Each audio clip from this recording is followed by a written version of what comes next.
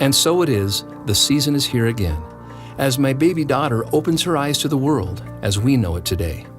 Fear terrorizes Middle America. If you're government, it's Christmas season.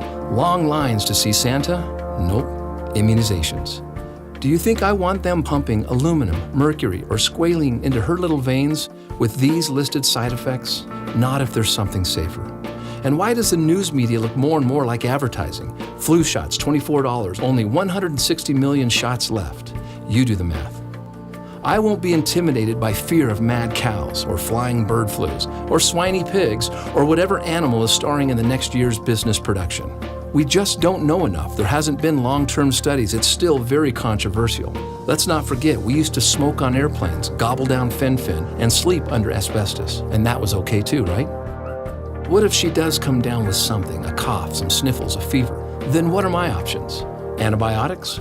I hear they're amazing in emergency room situations. But are they safe, and what are their side effects?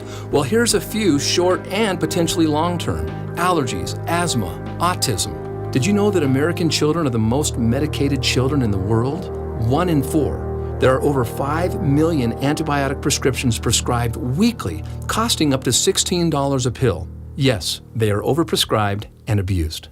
Now we know that this antibiotic abuse leads to resistance and lowered immune response, leaving us vulnerable to about everything. Antibiotic resistance infections cost the U.S. healthcare system in excess of $20 billion a year. In addition, these avoidable infections result in over $35 billion in societal costs and more than 8 million additional days in the hospital. So again, the system wins, the people lose.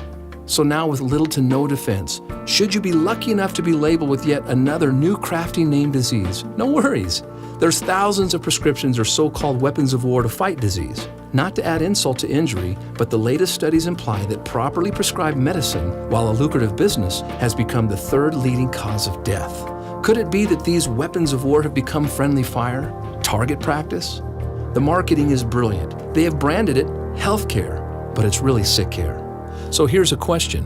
Why can't we just play the game of health before they practice their game of medicine on us?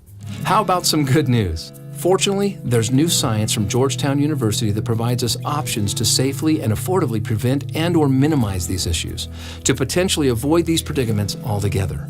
So before overreacting, know your options. Life can be beautiful, fulfilling, and rich. This eye-opening science is safe and designed to harmonize you with nature. And thank God, nature belongs to the people. It is abundant, and we the people are the shareholders. These are your eyes. They are mine. They're called ImmunEYES.